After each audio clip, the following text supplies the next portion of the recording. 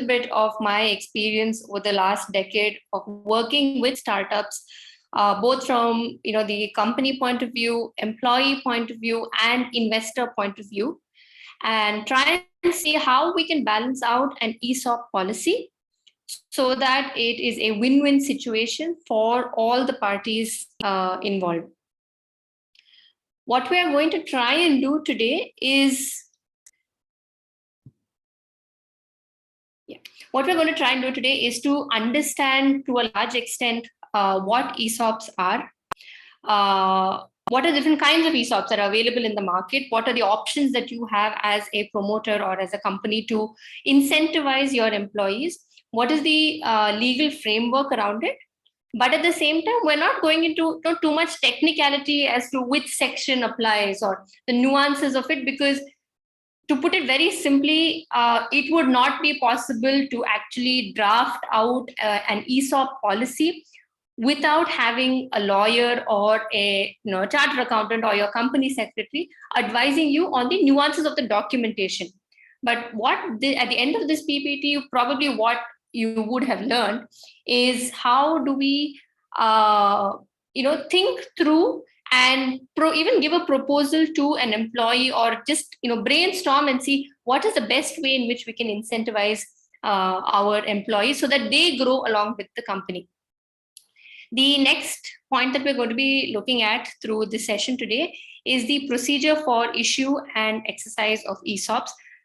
I have noticed several times that my clients come to me and say, okay, ESOP shares, but I want to give, let's say, 5%.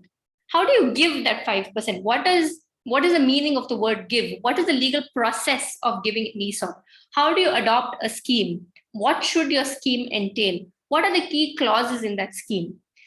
Let me tell you that when you formulate a scheme, there is almost no way of modifying that scheme to say, let's say, in a way to take away rights from the employee to whom the scheme has been, you've given an offer, ESOP offer to, without getting all of their approval.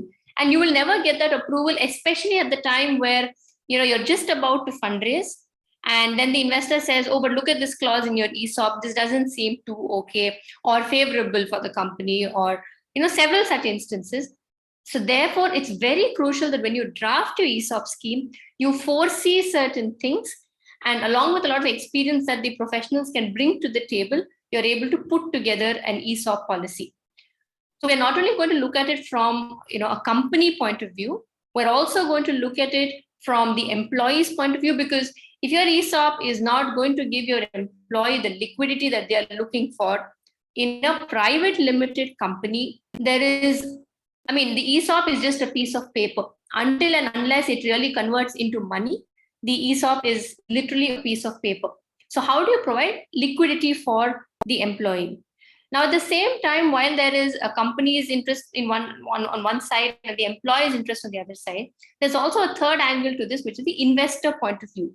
So as a private limited company that's looking to fundraise or is doing several rounds in, how do you ensure that the ESOP shares that you have handed out to your employees does not come in the way of a fundraise? When I say come in the way, there could be several issues in the sense that the promoter has lost control of the company because your shareholding has fallen below a certain percentage, because one is you've diluted through the round, and two, you've given away ESOPs. So there are no voting rights left with you. So the investor is going to say, well, as a promoter, where is your voting in, where is your right in the company? How do you control the company? So we are going to look at the procedure of issue and how do you exercise the ESOP and how to effectively use the ESOP. Now, in today's session, we are going to focus predominantly on private limited companies. How do you, private limited companies and ESOPs relating to private limited companies. So let's start with what is an ESOP. To simply put it, ESOP means an employee stock option plan. That is the full form of the acronym ESOP. ESOPs come in different forms, and the fundamental reason why an ESOP is given is to incentivize your employee and give them the chance to grow with the company. To say, okay, if my company grows, I am going to grow along with the company. Several times ESOPs are also used as a sort of a compensatory mechanism to say, as a startup, the pay package that I'm able to give you as a promoter is limited. But here are ESOPs, which at some point when the company grows, will convert into a economic advantage for you as an employee. So the employee is incentivized to grow, to help the company grow, and to stay on with the company and grow for that entire period. Now, the company also grants an option to its employees to acquire the equity shares of the company at a future date, but at a predetermined price. Now, what is the difference between an ESOP and actually just getting shares in the company? ESOP would mean that you would get a discounted share, even though the fair market value of these shares is much higher than the predetermined price at which an employee can buy those shares. There is no limit on how much ESOP you can issue in a private limited company. Now, what is an ESOP and who can you give it to? Okay, Section 2, subclause 37 of the Companies Act 2013 says you can give an ESOP to directors, officers, and employees of the company or of its holding company or subsidiary company of the company. When you say I'm giving an ESOP, let's look at what is the definition of an employee. Who is an employee? So the typical question that comes to me when I talk to my clients are, I have a consultant who is not an employee. Can I give ESOPs to him? The answer is simply no. You can only and only give it to an employee. Now, who is an employee? They have to be permanent employees, either based out of India or working outside of India. That doesn't matter, but they have to be on the payrolls of the company. They have to be a director, whether they're a whole-time director, executive, non-executive, that does not matter. But they have to be they cannot be an independent director. And this also includes the subsidiary or the holding company of the company which is issuing the ESOP. Now, who you cannot give it to is the promoter of the company or the promoter group. Now, every startup would typically raise an eyebrow and say, okay, if I can't give ESOPs to the promoter, then what's the point of the ESOP? Because promoter would also be entitled to acquiring some shares in the company. So therefore, startups within 5 years from their date of incorporation have been carved out an exemption to receive those ESOPs. The other person who cannot receive ESOPs are directors who already hold 10% of the equity shares in a company. Now, what are the advantages of issuing ESOPs? As many of you know, ESOPs are given to increase, let's say from a company point of view, to ensure that the company is incentivizing its employees. The employees are also on the same plane and are benefiting with the growth of the company. There is no change in the sense of remuneration, or there is no huge difference in remuneration while you are compensating with ESOPs. You could give an ESOP to somebody who has stayed on in the company for much longer than somebody who has, let's say, joined recently, but the salary package could vary, and that could be topped up with an ESOP. The employee also grows with the company, and there is incentive to say, okay, I'm going to give you this ESOP if you stay on with the company for 4 years. Now, there's a vesting period for an ESOP that is given. Over a period, if you stay on with the company for a period of 4 years, you would have vested all the 100% of shares that have been given to you. Now, what are the disadvantages of an ESOP? Disadvantage of an ESOP is you need to be able to provide, some companies have to provide a loan to their employees to be able to purchase the ESOPs if the exercise of the option and the sale of the shares do not happen in parallel. I will explain these concepts as we move on. But in the books of the companies, there is a loan that either a loan has to be given, or if you are issuing, let's say, stock appreciation rights, which is a form of an ESOP. Stock appreciation rights meaning you're not really giving shares to a particular employee. You're just going to pay out the monetary benefit, which is the difference between the stock price on the day on which the SAR was issued, the SARS was issued, to the day on which the SARS is exercised. So in such a case, there is going to be a liability or a debt in the books of the company. There are, these are probably, I would say that the disadvantages of an ESOP do not outweigh the advantages of an ESOP. Almost every startup today does put together an ESOP plan and allocate ESOPs to its employees. Right. Then we were looking at reasons why ESOPs are allocated.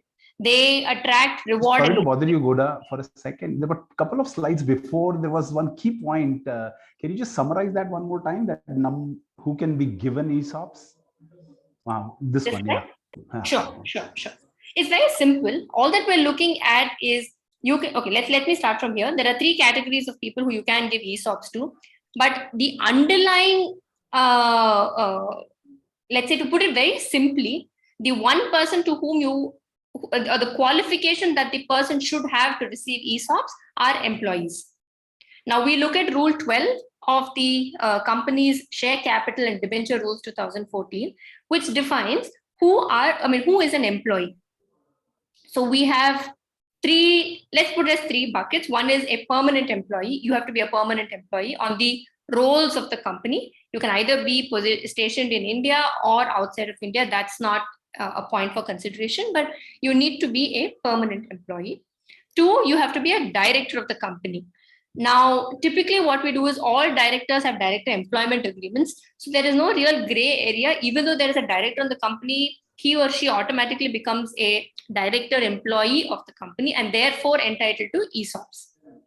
Right? ESOPs can also be given to the subsidiary of that company.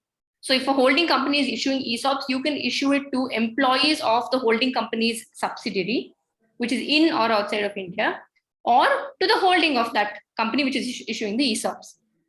Now, the group of people who you cannot give ESOPs to are promoters of the company and directors of the company, who already have, either through themselves or relative or through a body corporate, they hold more than 10% of the shares of that company. So if they hold 10% already, you can't give ESOPs to them.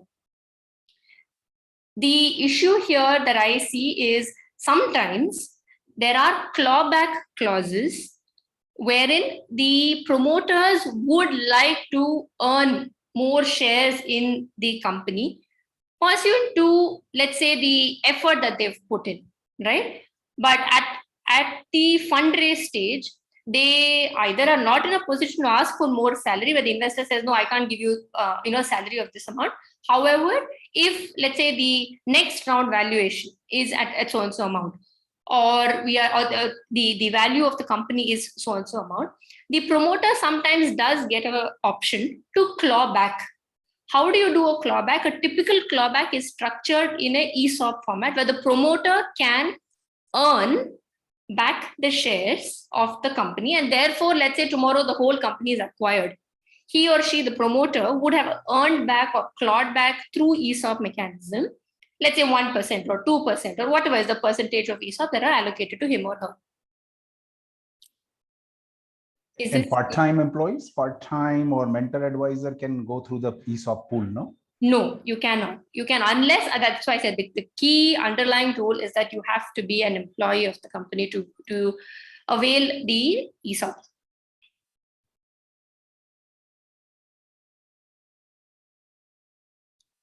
Until and unless you are a promoter of a startup, but otherwise only employees of the company are allowed to be allotted ESOPs in a company. That's the whole, the whole purpose, the name itself says employee stock option schemes. But Goda, can we just hire someone temporarily and like show on books like a basic salary, let's say 10,000, 20,000 rupees a month, and that person is working in another organization as well, and then offer ESOP? They have to be a permanent employee. They have to be a permanent employee. That's point 1. And as I'll talk to you, few slides down, under law, there is a minimum vesting period of 1 year. So They may be on your books, but for any number of shares to vest in them, they have to be employed full-time in the company for a period of 1 year. Okay, only after that then we can offer. Only after that, yeah, only after that can you do the shares start vesting in them. Okay, thanks. Got it. Yeah. But a question here, equity can be directly given to any consultant or any advisor, right? I mean, this is only applicable if it's coming from the ESOP pool. Correct. So, okay, let me put it this way. The difference between giving equity directly versus giving ESOP, right? When you give equity directly, you have to go through a private placement process, which means, okay, so okay, let me take a step back here. When I say give equity directly, again, there are two ways of giving. One, you can give fresh shares from a company, or you can give your shares. Let's say you're already existing promoter, you can do it as a secondary, meaning you're selling your shares. Selling is the easiest way of giving shares to anybody. Okay. But if you want to allot new shares in the company, as in they subscribe to shares, then you have to do a private placement process where every private limited company has to go through a valuation process by either a registered valuer or a merchant banker. Many companies do not opt for valuation at certain stages purely because they say, maybe 6 months later, I'm going to get a better valuation. So this may not be the right time to get to do a valuation. And valuation is an expensive process. We are looking anywhere between 50,000 to about 1 lakh just to get the valuation. Then the whole private placement process, which would require either a company secretary or a lawyer to help you with that.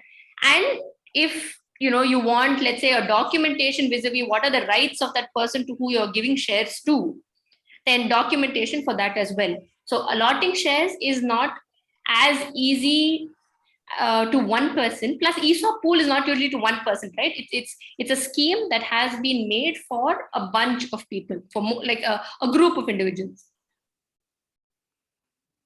Did I answer your question?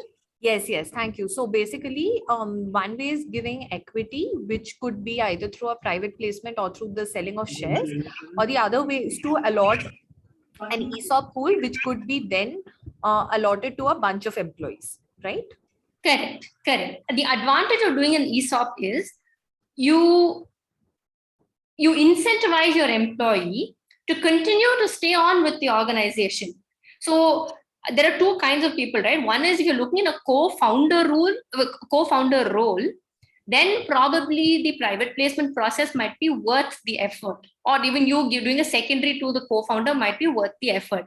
But if they're not coming in at co-founder level, but they're coming in, let's say CXO, and you want them to stay on because anybody's contribution to the company really comes in only, let's say, 1 year down the line or 2 years down the line, the better way to do it, or the more economical and the more practical way from a company point of view to do it, is through an ESOP. Right, understood. And just a follow-on question to this, when an ESOP pool is allotted, the existing shareholders dilute to create this pool, right? Yes. Okay, and can there be a differential rule of dilution, or all shareholders have to dilute equally to create? There can be. We are also going to cover that. Okay. Thank you so much. Thanks. Yeah. So sorry to interrupt. Is it possible that we can cover our entire slide, because not everyone will be at the same level? It will be easier if we can ask the questions at the end, so that everyone is at the same level and these questions can be, addressed at the end. Okay. I hope that's okay.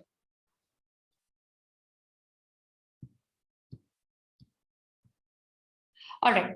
So, okay, let me put it this way. Let me go through the slides. I'll explain the whole process. Okay, and let's save up a little more time towards the end so that whom Sam referred.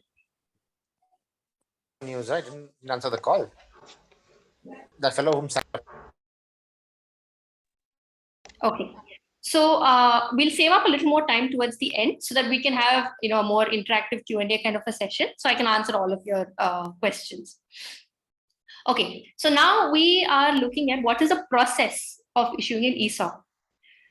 Let me tell you different kinds of different situations where people have come to me and said, Goda, this is where we are at. And let me tell you that they've skipped so many steps, right? Starting with an employee who has come to me and said, here is my employment letter.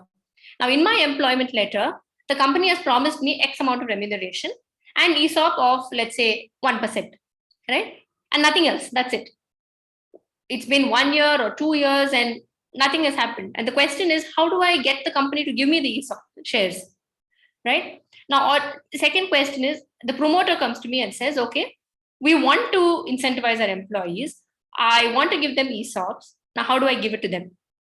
The third question is, like I said, from an investor point of view, when an investor says, we want to ensure that one is anyway, that if you look at all your shareholders agreements, there is always going to be a lock-in on the promoter shares to ensure that the promoter stays on in the company after the investor has invested in the company. So how else do you incentivize the promoter to stay on? One is you have a lock-in, then you tell the promoter that the economic rights of the promoter shares are locked and he or she can unlock it over a period of time. That's called vesting of shares. But in over and above and in addition to the lock-in, up to a period of 5 years, promoters can claw back even into the ESOP. And in this situation, as somebody asked me earlier, whether the dilution has to be the same. No, it will not be, because in that situation, the investor will dilute and give a portion of their shares to the promoter. Okay, so now let's look at how do you issue ESOPs. First, the parent document for any ESOP is the employee stock option policy. It is a master but generic document that will contain all the terms of how do you, what is the purpose of the ESOP scheme, who is entitled to it.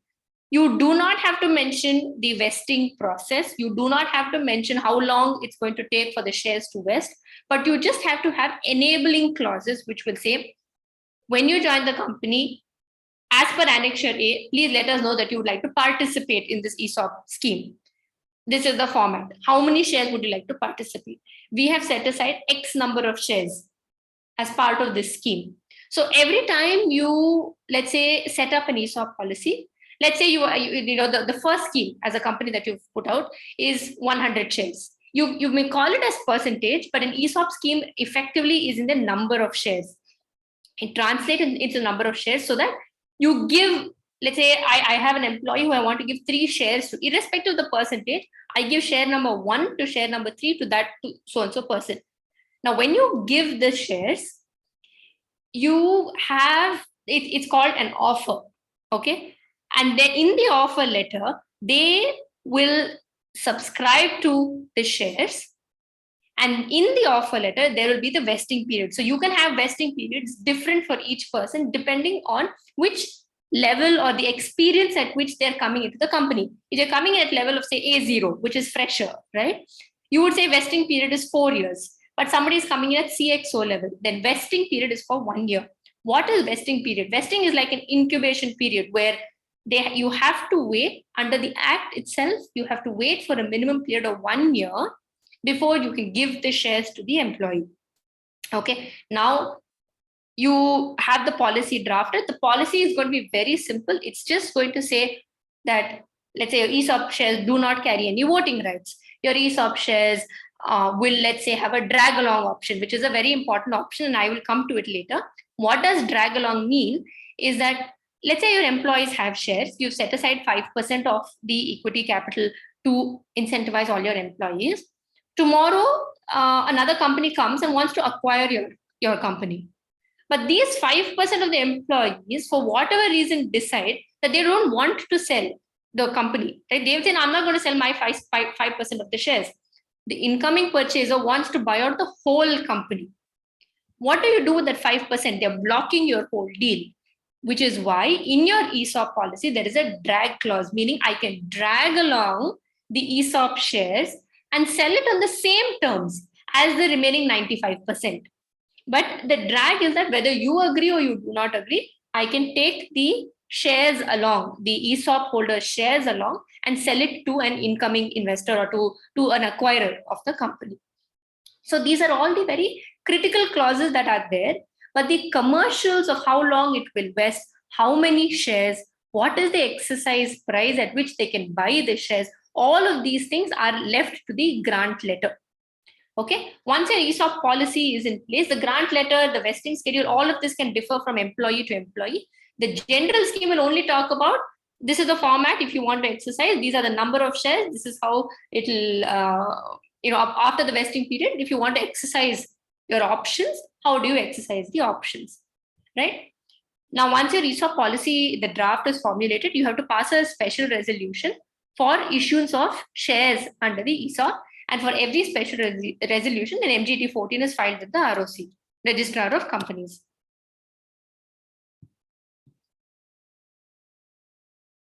Okay. Then we send the options to the employees, directors, or officers of the company for purchasing the shares under the ESOP.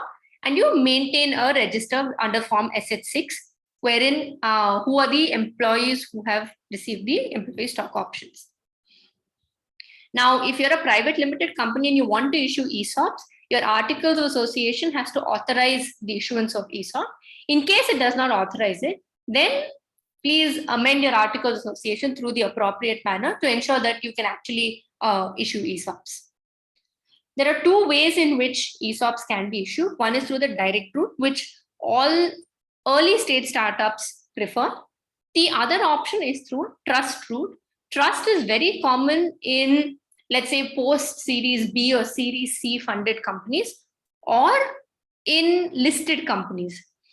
You would prefer a trust route where the number of shareholders or number of employees who you want to issue ESOPs to are limited, and there is not going to be too much of let's say exercising of those options. When I say exercising, meaning you're trying to purchase those shares, and it's only going to happen at one point in the future when the company is going to get acquired. Trust route is usually done when there is a rolling basis on which where there are lots of employees who constantly want to exercise their options. What happens in the direct route? The option to buy the share is given by the company directly to the employee. At the appropriate time, the employee exercises the option, and the company goes ahead and issues shares. Now, what is an option, right? On the day when you, let's say, join the company, you as an employee join the company, I as the company or the employer give you the option, right? But I'm saying, listen, you have the option, but your right to exercise that option only comes at the end of the vesting schedule, which means, let's say we have a 4-year vesting schedule, in which I will say at the end of each year, 25%, and then 25, 50, 75, and then 100% of the shares will vest with you each year. So at the end of 1 year, you have the option, or you have the right to exercise the option for up to 25% of the shares. Now, what do you mean by exercising the option? In your grant letter, the predetermined price at which you can purchase those shares would have been mentioned. Now, when you want to exercise that option, you have to pay that money. You have to pay the predetermined price and buy the shares, but you're paying at a discounted amount. You have to bear in mind that usually employees do not exercise their option until and unless there is a way in which they can sell their shares to a third party, because this is a private limited company. It's not listed on any stock exchange, and there is no liquidity to sell your shares freely in the market. There is a huge tax implication of exercising your option. I will talk about, to a limited extent, we will talk about the tax implication and how it is going to affect when you choose to exercise the option. Now, your ESOP scheme will tell you, okay, your shares have vested. Now you have the right to exercise the option. How long do you have the right? Your ESOP scheme is going to mention that. Ideally, let's say 5 years, or in the next 10 years, you have to exercise it. Okay.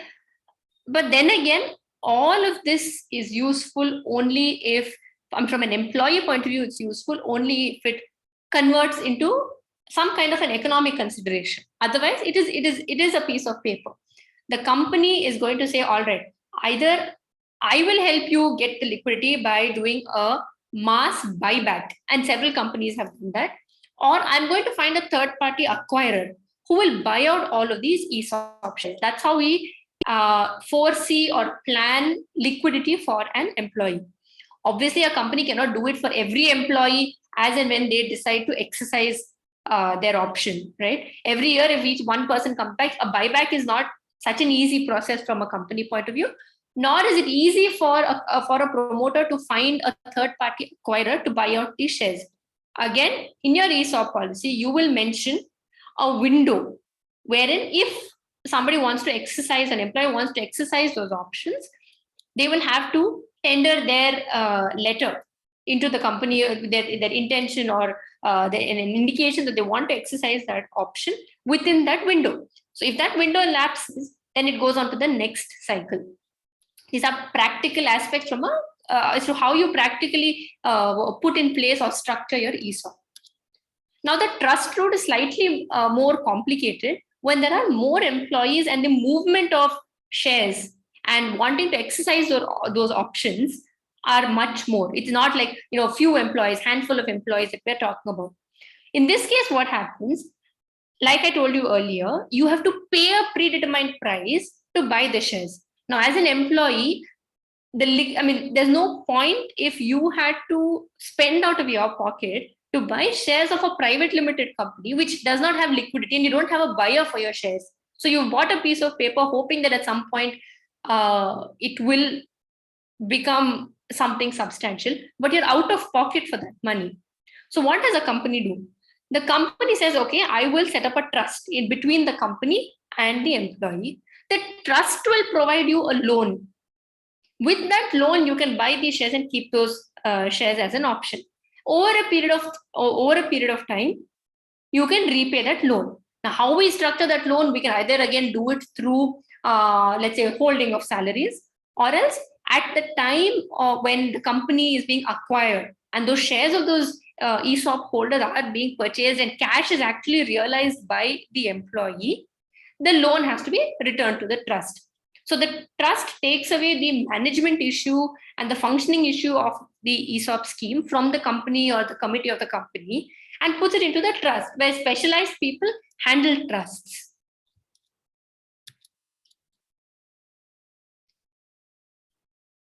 If you have any specific questions on what we've done so far, then I'm happy to clarify it. ESOP policies can be formulated at any stage. A company can formally give out any ESOPs in the form of grant letters, like I told you earlier. And the company also has the freedom to determine the exercise price. Usually, if it's very early stage, you will say exercise price is just the face value of typically being 10 rupees.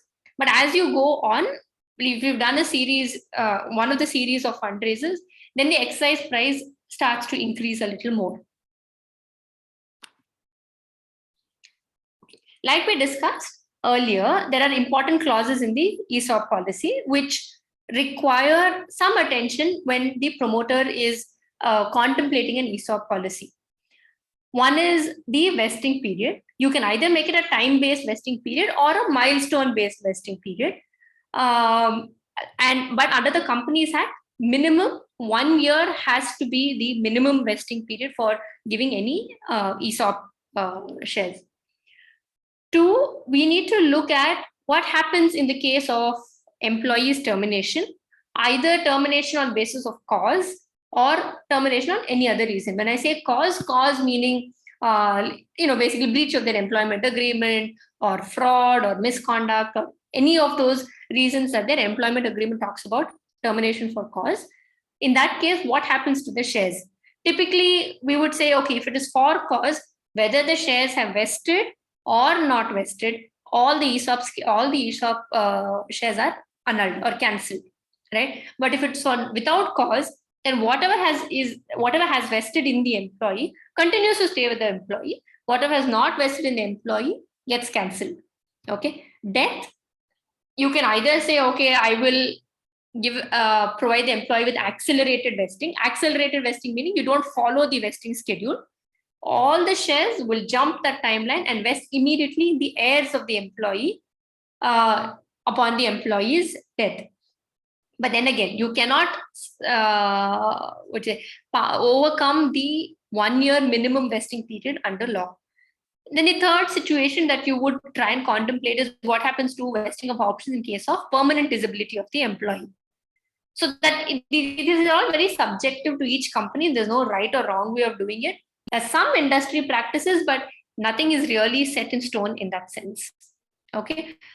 The other options that we also look at, other clauses that we look at in an ESOP policy, is the restriction on the transferability of these options.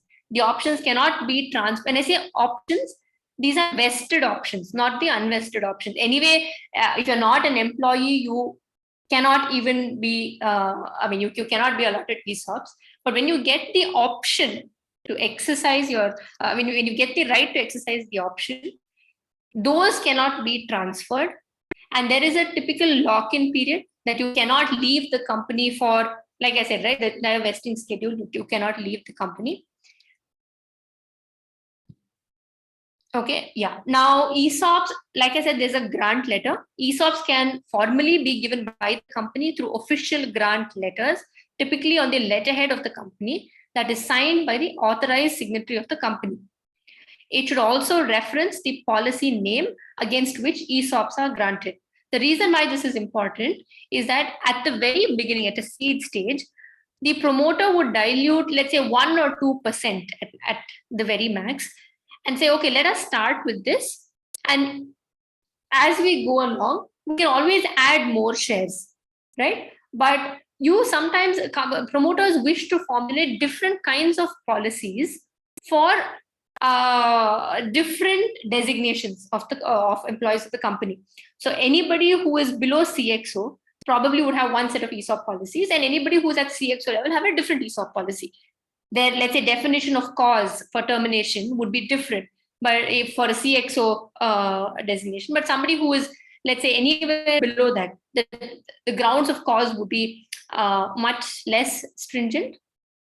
Right now, the options granted to employees shall not be transferable to any other person. The option granted to the employee shall not be pledged, hypothecated, mortgaged, or otherwise encumbered or alienated in any other manner. These are all the typical points that are mentioned in the grant letter. The grant letter emanates from the main ESOP policy, which would have been adopted by the company. Now we look at the vesting of ESOPs. ESOPs in India has a minimum time period of 1 year between the grant of the option and the vesting of the option. The company has the freedom to specify the lock-in period for shares issued pursuant to the exercise of the option. Now, most companies typically have a 4-year vesting period where they award 25% options each year post completion of the minimum period of 1 year. This is a typical example, but it can vary. Like somebody said, can I give it in 1 year? Yes, you can definitely give it in 1 year, but it really depends, because once you give the shares, maybe that incentive is not an incentive enough. Something that you need to think about whether you want to keep it that short. How do you exercise the ESOP? Because till now, it's just a grant letter. It has vested for so long, but those grant letters is not a share. It's just an option to buy the shares. It's not a share in itself. So ESOP options have an exercise price. That is the price at which you can exercise, that is buy the company's shares in this case. Now, once the stocks have vested, the employee has the right to buy, but not an obligation to buy the shares for a period of time. And this is called the exercise period. Like I told you a little while earlier, the exercise period would be typically, let's say, 5 years. In the next 5 years, you have to exercise it, or else the right to exercise is lost. Or let's say 10 years, right? The exercise price is usually lower than the fair market value of the stock. We've seen ESOP schemes where the exercise price would even be the face value at 10 rupees, or else it would be the price. Let's say there was a seed round or a series A round that the company has raised where a valuation has been done. And at that point in time, a value of the share whose face value is 10 rupees, but the valuation at that point was, let's say, 1,000 rupees a share.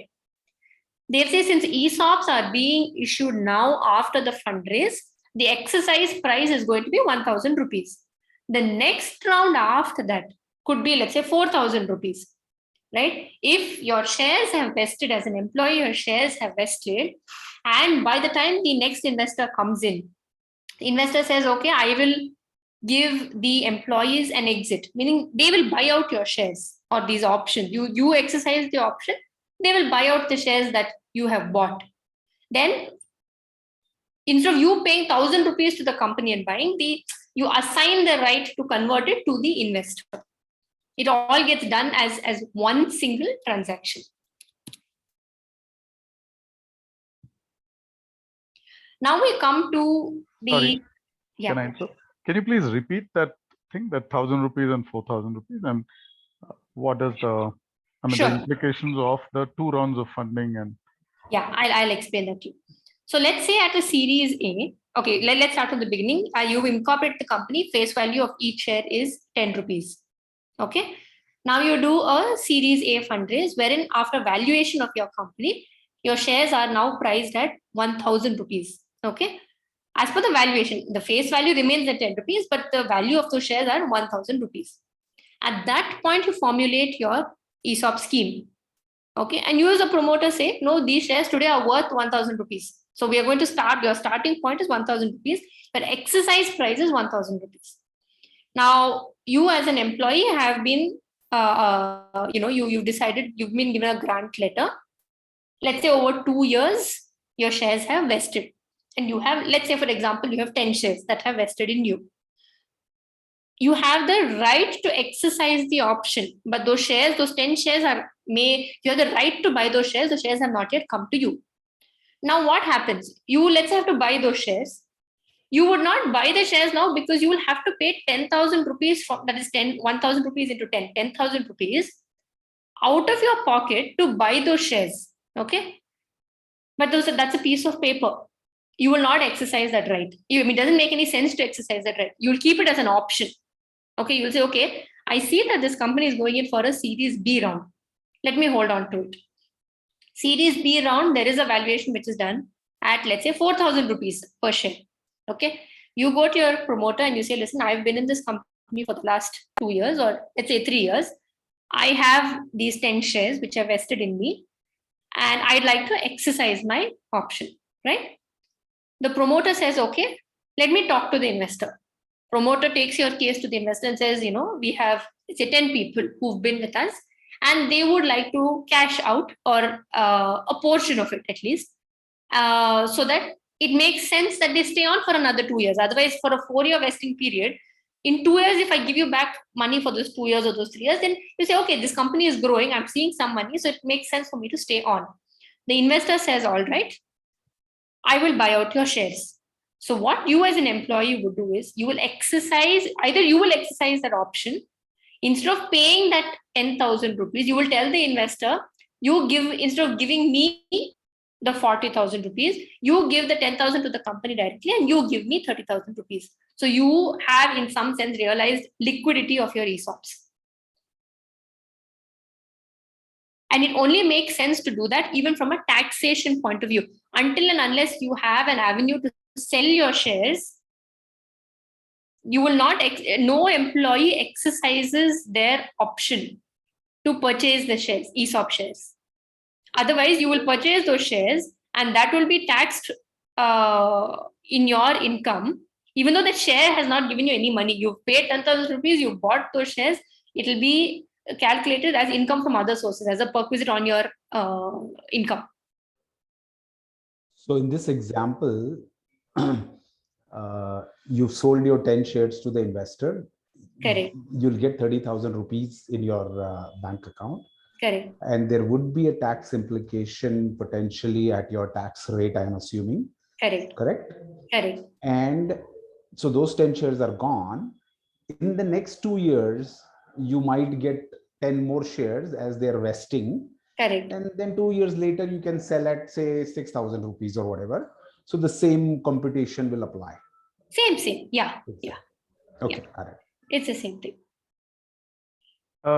Question this now, if you say the exercise price, let's say I say it's 1,000 rupees, would the tax guys say, no, I mean, this is artificially low, and it's not, I mean, it's nowhere near the fair market value, so I'm going to tax the employee on the, let's say they say, yeah, you will be taxed. 100 rupees or. No, they will tax you, because they will say, what is the fair market value, right? Because the next round, let's say, was 4,000 rupees, right? So, but you are exercising at 1,000 rupees. So there is a 3,000 rupees income per se for you. So you will be taxed on 2 points. One is this difference between 4,000 and 1,000 or 3,000 rupees, you will be taxed. And you'll also be taxed whether it's long-term capital gain or short-term capital gain, depending on which bracket you fall on. So there are 2 taxation events. No, my question is, so is it likely that, is it likely that they say, no, 1,000 rupees is not, it's too artificially low. So I'm going to, tax you on that also. No, they will anyway tax you on fair market value, irrespective of what money you paid. Yeah. It's just, just that you don't, you will be taxed for the whole, for the difference, irrespective of what that money, what that number is. Okay. So. Yeah. So the question is, you are saying that there are 2 taxation events, right? One is at the 1,000, another is at the 4,000, right? No. I'm talking about this taxation at the difference between 4,000 and 1,000. Excellent. So that's what I'm trying to say. So even if it is 1,000 and 4,000, for me, technically it's like on that 4,000, right? It could be two numbers, but technically all put together, because I have not paid any money from my pocket. Correct. Right? The 10 shares which I am supposed to buy at 1,000 rupees, I have not bought it. I've just kept it, right? But when I'm going to give it to the investor and say, you pay for 10,000, blah, blah, blah, correct, what happens is that net for me, my gain is 4,000, period. Correct? Correct. And in that 4,000, that taxation, you can say is a 10 minus 1,000 and then 4,000 minus 1,000. But it's a short-term tax, short-term gain. It's not a Correct. long-term tax. So net effect for me, it is like flat 30% or 35%, whatever you fall into the bracket and finish it, right? Am I assuming it correct? Because there's no tax saving for me. Net, because the 10 to 1,000, the difference of 990 and the 4,000 to 1,000, which is 3,000, net gain, since it's all done at the same time, right? It is a short-term gain, and basically I pay the same tax amount. Correct. You may structure it saying that there are 2 tax events, but for me, it's a Correct. simple tax, clean tax where I pay full tax amount for that. Correct. But you'd rather pay the tax. Yeah, but in a situation, let's say if I buy it off, thinking if the company is good, and hold on to that 10,000 rupees, and then when I sell it, let's say 4,000, 6,000, then the differential LTC long-term gaps will come into me. Am I right? Correct. But again, this is a gamble that you're going to be playing, hoping that the 4,000 will become 6,000. Otherwise, you would be out of pocket by even that, I agree. That's the whole risk there. Yeah, got it. Thank you. So you'll be out of pocket 10,000 plus some notional tax also, right? If the value is 4,000, there is a notional tax of say 30% on that 30,000 gain also. Correct. So there will be 10 plus 9,000. Whatever the number is. Correct. And you're taking a gamble that 2 years later you might be able to sell it for 6,000. Correct. Which is why. So you just wait until actual trigger is happening. Somebody's ready to buy. That's when this happens. Correct. Exactly. Because if it's a public company, obviously you can sell it off, but in this case you cannot, right? Correct. So which is why nobody really exercises that option until and unless there's some way of getting an actual income into your account. Thank you. Okay. So now we get into the more. Can I ask one question if you don't mind? Sure. Yeah. Will you be also running through the buyback part of it for you? Yes. Super. Yes. Excellent. Thank you. Okay, so now how do we protect, let's say, the company's rights and the promoter's rights, right? ESOP is all great. ESOP, so far we've looked at, from an employee point of view, how do we incentivize the employee? How do we give liquidity to the employee? We will also be looking at how the company can help giving employees the liquidity, all of that. But if you look at it in effect, right, most ESOPs are, let's say, positioned at 5 to 7%. On day one, in a 100% owned company by a promoter, 5 to 7% is not a very big number, right?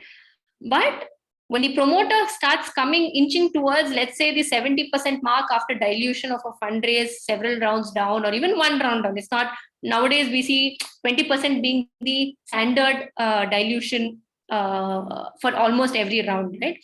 When we see that kind, then that 5 to 7% starts making that difference, because you no longer have majority control in the company. This loss of majority control in the company is a pretty serious thing if you have diluted dangerously close to that 50% mark in only the friends and family round and not with institutional investors. The reason why I'm saying this is, in a friends and family round, which is a seed round typically, there is no independent board, there is no independent management. The promoter and company to a large extent are one and the same. But if you had institutional investors, then they push towards having an independent board. So it's, to some extent, it's not just a promoter driven company. So how does an ESOP play in this situation, right? All ESOPs, I mean, none of the ESOPs carry voting rights, because to put it very simply, you want as few people deciding what your company should be doing as possible, right? You don't want every employee in your company having to come and vote on certain items. So all of these shares definitely should be carrying no voting rights. Second, ideally, somebody asked in the beginning, who dilutes, right? If you are giving 5%, whose 5% are you giving? It is the promoter's 5% upfront. But if you, let's say, have an investor in, and the investor agrees for some reason, but most institutional investors don't agree, then you will have somebody else who will be diluting along with the promoters. But let's say on a liquidity event, that's the term that we use. Liquidity event could either be a good event, or it could be an event where the company is not doing too well, like say insolvency, bankruptcy. But let's look at the positive side, where there's an acquisition deal on the table. In such a liquidity event, all the shares which have not vested in the employees, right? Or in case if you don't have an accelerated vesting clause, all of it goes back to the promoter, because upfront it was the promoter who diluted. But you need to mention this in your ESOP policy, that all unvested shares come back to the promoter. Otherwise, it's going to be a bit of a black hole. It doesn't belong to the employee, it doesn't belong to the promoter. So that percent of the money in the acquisition deal, who does it go to, right? So unvested shares needs to come back to the promoters. Third important point that we look at is differential voting rights. Now, this is a rather, I won't say new concept, it was there under the old act also, but it's being toyed with a little more nowadays, because the entire startup community and the entire startup ecosystem is buzzing with funding all around. How do you maintain promoter control? And what is differential voting rights? It means that one share will be allotted to the promoter, and through that one share, he or she will be able to vote on behalf of all the ESOP holders. So it's not like as if just because that 5% or 10% of ESOP shares that you set aside, anyway, there's no voting rights. It doesn't mean that nobody votes. The promoter can vote on behalf of those 5 or 10% that have been set aside as ESOP shares. So this is called DVRs, differential voting rights. We've tried that in some deals. Sometimes investors are receptive. Seed stage, they're not very open to DVRs. They ask for DVRs at much later stage. But it's good to push for it, because it helps the promoter retain that 5% or 7%. Even though you may not have the economic right to that 5 or 7%, you'll at least have control of the company to that 5 to 7%. So this is another clause that is typically that you could include in your ESOP schemes. The other option in your ESOP scheme is your drag along or the call option. Like I said earlier, drag along is basically, as you can see in that picture pretty clearly, you're literally dragging along the shares of those employees who have the ESOPs with them to somebody who wants to acquire the company. You believe that this is a great deal. A company who's, let's say, worth 4,000 crores is now having, there's an offer on the table to be acquired for 6,000 crores. You can tell the ESOP holders, this is the best deal that I have on the table. It's good for everybody. We're all exiting on the same terms. I'm dragging your shares and we will be selling this out to the investor. If you do not have a drag along right, you will have to wait till the ESOP holder gives you consent to sell the shares. And if they don't give you consent, the whole deal is stuck. Okay, so these are the typical ways in which you protect the company or the promoter.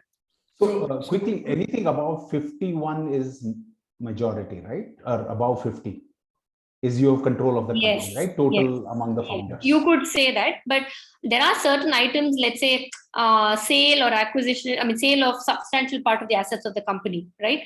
That would require special approval, which is 74%, 75%.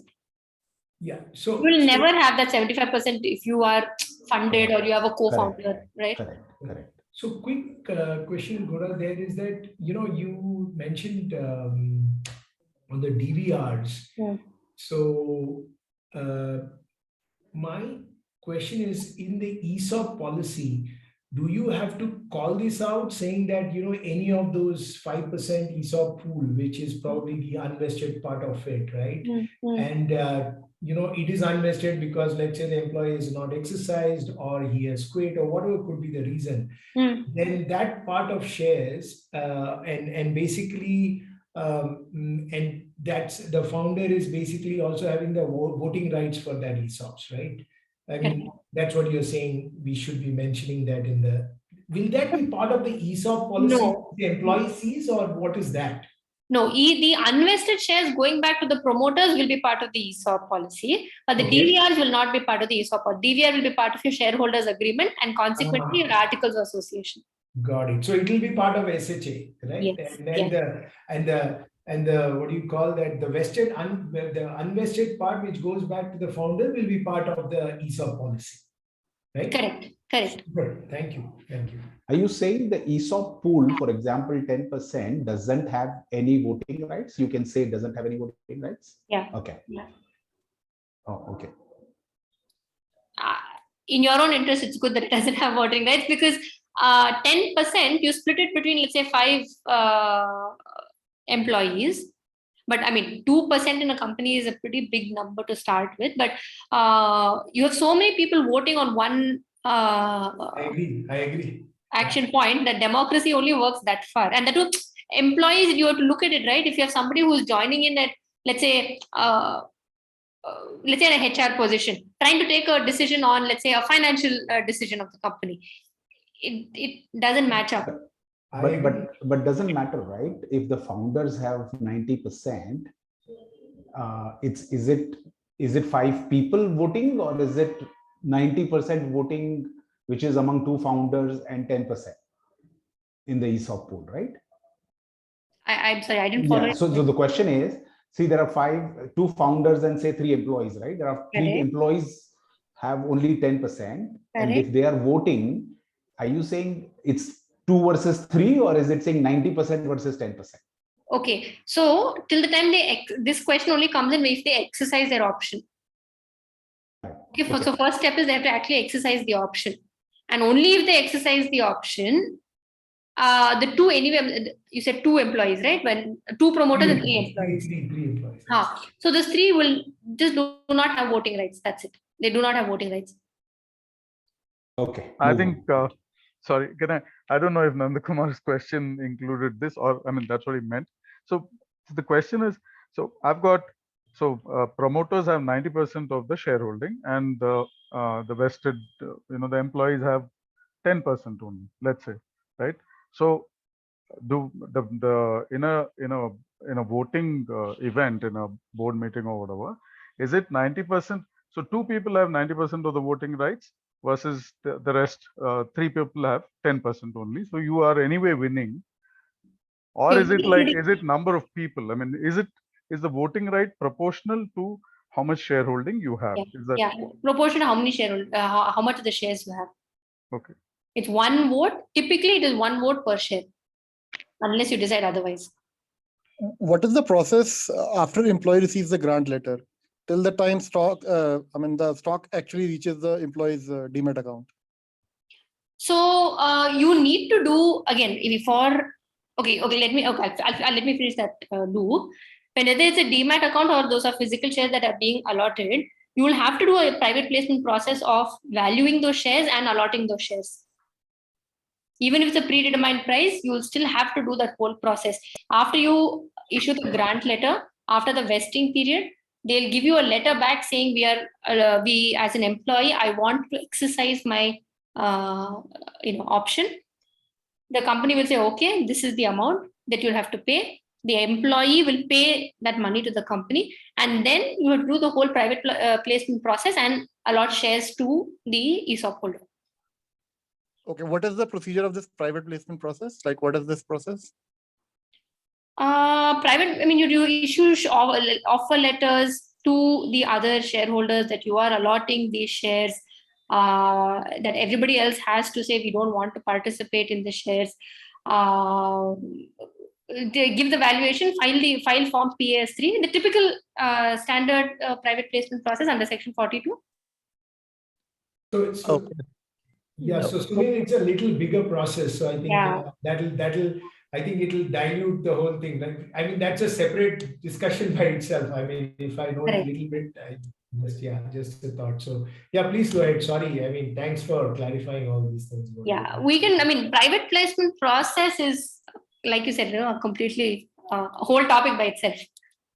Yeah. Okay. Now we come to how do we provide liquidity? Somebody asked me earlier whether we're going to talk about buyback, all of that.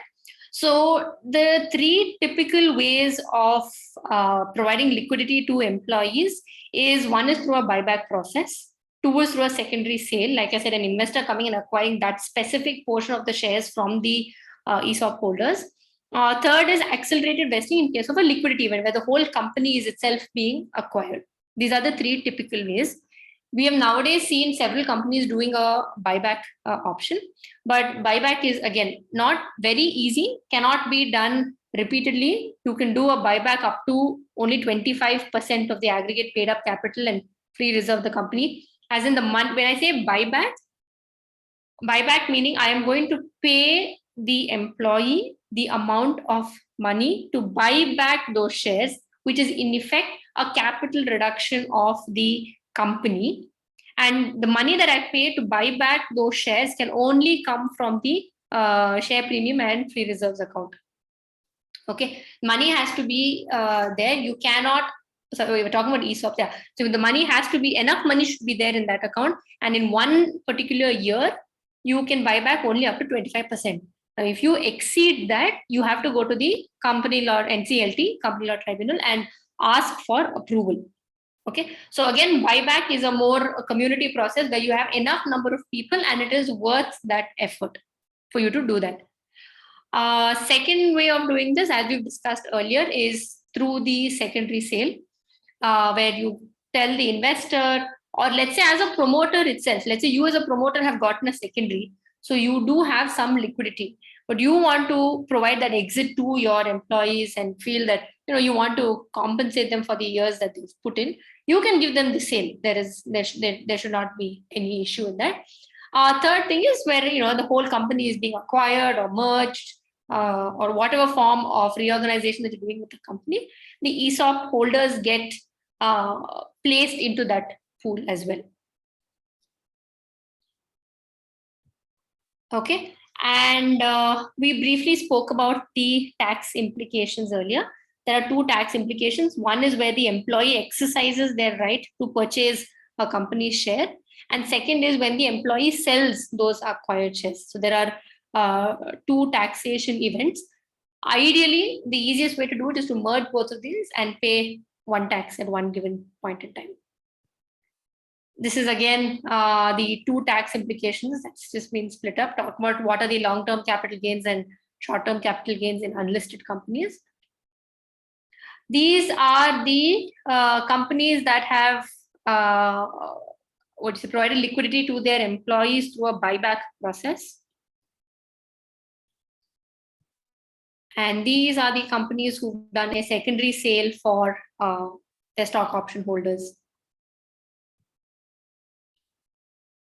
Okay, and that brings me to the end of my presentation. I'm happy to answer all the questions that you may have for me.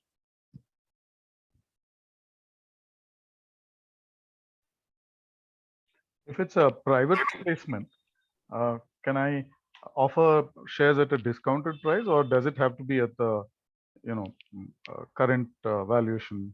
Current valuation. No, current doesn't. You can determine what is the valuation that you want.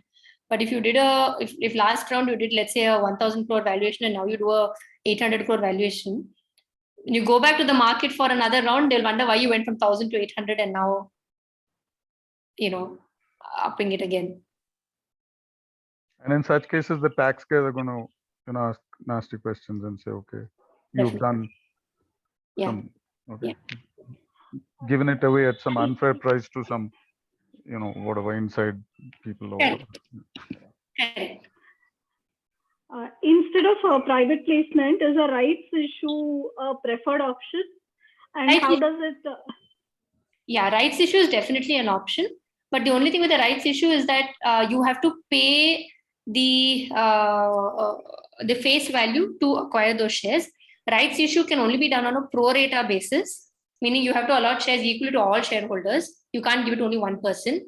And rights issue can only be done to existing shareholders. You can't give it to shareholders.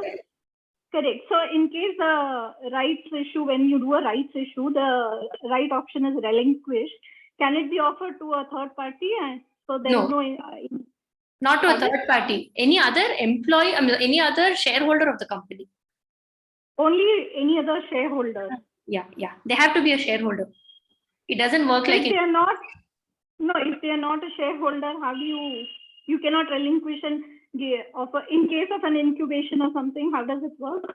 Not in case of a rights issue. Rights issue is only bonus, and rights is only for existing shareholders. Okay. You can't really substitute ESOP with a rights issue. Not ESOPs. What I was trying to ask is if it's a private placement instead of a private placement, because it entails cost and lot of money. So in a right, suppose my paid up capital is 1 lakh. I go in for a rights issue and there are only two directors. They relinquish their rights and I have been incubated. So can I give that to the incubator? No. In offer letter, no.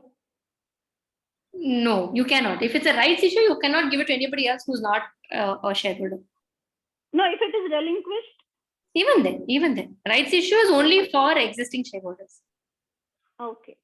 Yeah. Thank you. If you give it to a third party, you have to do the private placement process, not a rights issue. The whole point of doing a rights issue is to not do a valuation. Okay. So how would you compare phantom shares versus ESOP, if you could kindly give your thoughts as to how the two stack up from the promoter's point of view and also from the employee team's point of view? So when you say phantom shares, you're talking about SARs, right? Yeah. Share appreciation rights. Yeah, I guess so. Yeah, those are interchangeable. When you say phantom rights, they're also called SARs. The difference between ESOPs and SARs is that you don't actually give shares. Okay, you actually give the difference in price on the day on which they exercise to the day. From the exercise price, you just pay the cash difference.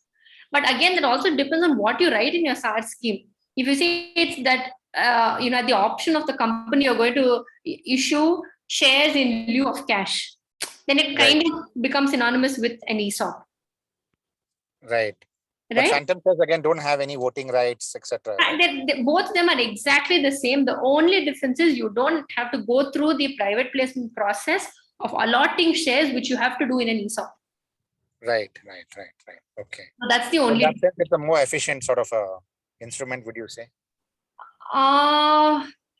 To some extent, because it would be, let's say, off the book liability on the company. You don't really write as a debt in the company to pay this money, but it is a looming debt on the company. Right. But investors are very dicey on the entire SARS scheme. We've really seen investors push back and say, no, let's just convert this whole thing to ESOPs. It's more mainstream. Right. The point being, if you're issuing it to an external, somebody who's not an employee, then that might be Correct. Option. Correct. Okay. Cool. Yeah. Thanks. That was my query. Yeah, Goda Priya here again. This private placement valuation will come into picture only if the company is at least a year old or more. It can't be for a newly formed company, right? Private placement says that if you want to give shares to anybody, I mean, there's a newly formed on the from less than 6 months. If it's less than 6 months, does it qualify for valuation? I mean, even if you value it, I don't know how will you value it, because it would not have started its business also. I'm of the assumption that you have to do it, because I'm not sure whether 6 months, below 6 months, whether you would actually give out shares, but I don't remember seeing any exception or a carve out for less than 6 months where a private placement process can be circumvented. Okay. The reason why I'm asking is in case you're incubated and they're insisting on issuing fresh shares, whatever for getting. Then as a promoter, you transfer your shares. That's the easiest way to do it. Easiest way to do it. Easiest way. There is no other thing. Just file a SH4 share transfer. Easiest way is to just transfer the shares. Okay. Okay, but then again, this is all not legal advice. This is just suggestions, because I don't know what else is in your articles or any of that. Just putting a disclaimer out there. Okay, right. Thank you. That's the lawyer speaking. No, I don't want somebody to say that this is legal advice and I agree. act on it. It's not. I mean, I'm just giving you free general advice. Yeah, I agree. Hi, Goda. Yeah. Suruchi here. I would like to connect to you. Actually, I have deeper question on the right issue. How do I connect you? Can you help me? Sure. So my firm name is AK Law Chambers, and if you generally Google Goda Raghavan, you'll find me. But my details are there on LinkedIn, LinkedIn, and our firm has a website where my contact details are there. But I think in the chat box, let me put my details here in the chat box also. It will really help. Please, you can put in the chat box. Sure, definitely. Goda, I have a question regarding the buyback option. Please excuse me if my question sounds stupid. I'm very new to this. Let's say an employee wants to wants to sell that, and the promoter or investor wants to help them by buying back the shares.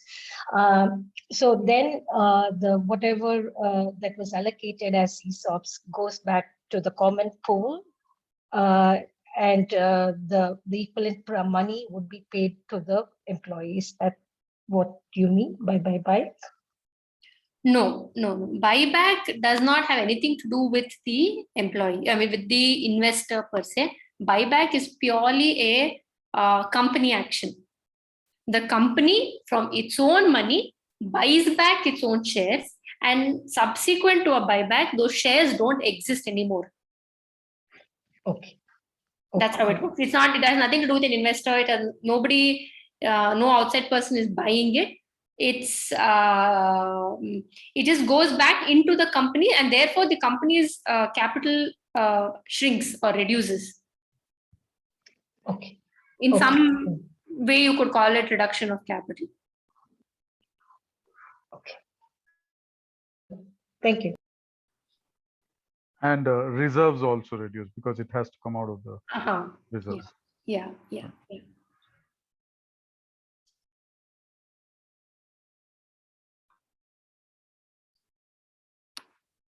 I think my contact details are there in the chat box in case you'd like to connect with me and have a more detailed conversation. I have a quick question. Goda, I had a question regarding buyback. Sure. When the company buys back, does it mean that the value of the existing shareholders who are part of the company will increase because the capital, paid up capital is shrunk? So when you say value, there are different ways of looking at what do you mean by value, right? Percentage holding of the company. Yeah, of course. Yeah, it does. But you may have one thing which costs 100 rupees. You may have just one share, but that may cost you 100. Yeah, that may have the value of 100 rupees. But you may have, let's say, 20 shares, all of which is just 1 rupee each. Which would you prefer? Right? You may increase the percentage, but overall value of the company always comes down when you do a buyback. Right. I have a quick question. You said only, I think you said permanent employees can be given options. Does that include part-time employees? Like we have somebody who works half-time for us. No. No, I mean. So, but how do you define employee then? Is it 40 hours a week? Because many No, startups will have full-time. Yeah, permanent would be a full-time with a non-compete clause. Where they say, okay, you devote all of your time and you're employed by one person. Right, but suppose they're not employed anywhere else. Like we have a a lady who works for us half the time, right? But she doesn't work anywhere else. I'm guessing you can call her as permanent. I mean, there's no definition of permanent, but it's about nothing defines as to what is who is a permanent employee. But you would say in common parlance and precedents, legal precedents, that permanent employee would be somebody who's not working elsewhere also. I think in labor laws we do have defined. Yeah, so you have to draw some parallel, but under the Companies Act, there is no definition of who is a permanent. So, but would that definition in the labor laws, can be used in this scenario? It is of persuasive value, but not binding. Okay, thanks. As in not a contract hire, somebody who's part of the, who's subject to the same laws and has the same, facilities, ESI or whatever, insurance. Correct. Also, Goda, I wanted to know, can we issue directly equity to someone, let's say an external consultant, and bind the consultant? Like, can we do something where we buy back that equity in the next round of funding or on some happening of an event? Is that? You can, but if you want to issue shares, you do a private placement process, which involves a valuation. The biggest drawback of a private placement process is the valuation. Okay, so the valuation that we get, like by the investors at the time of fundraise, so can that valuation be used, or that won't? The time when you're issuing the shares to this person, that's when you do the valuation. Okay. So let's say today I'm getting funded by an investor at a valuation of X rupees. So I issue some shares to this person at that X valuation. Can that be done? No, there's a registered valuer. So there are registered valuers who will do the valuation for you. Okay. But the issue is that if you put it on paper and actually get a valuation today, maybe 6 months from now, your valuation might, skyrocket and be exponentially higher. But if you put it on paper today that your company is worth, let's say 50 crores, but somehow, 6 months down the line, it could be 200 crores, right? Why would you want to put it on paper today that it's 50? Yes, absolutely. Understood. Thank you. Before we close, I would request all of you all to please fill the feedback form posted in the chat box. Just a follow-up question. So if you're not putting the valuation on paper, then it's just a verbal agreement, is it, Goda? No, you have to you file the PS3 form for issuing those shares, you have to have a valuation certificate. Okay. So, I'm Dr. Kori here. Actually, I would like to know, like you told, once the valuation is done as 50 crores now, and after 6 months, again, the valuation may go up to 200 crores. So we can do the revaluation again, right? No, you can, but the issue is the investor coming in is going to try and want to reduce the 200 crores to 100 crores. And say, no, you're just blowing the numbers up. In 6 months, how did you go from 50 to 200? Okay, that's the issue. Okay, yeah. Thank you.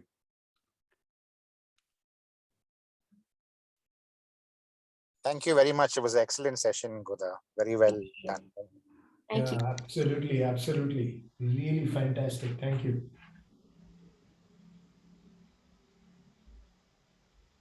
Thank you, Goda. It was a lovely session. I'm sure all our participants have a lot of takeaways from your session.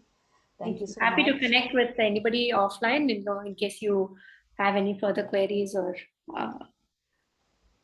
need any assistance. Wonderful. Thank you all. Thank you very much. Thank you. Thanks. Thank you.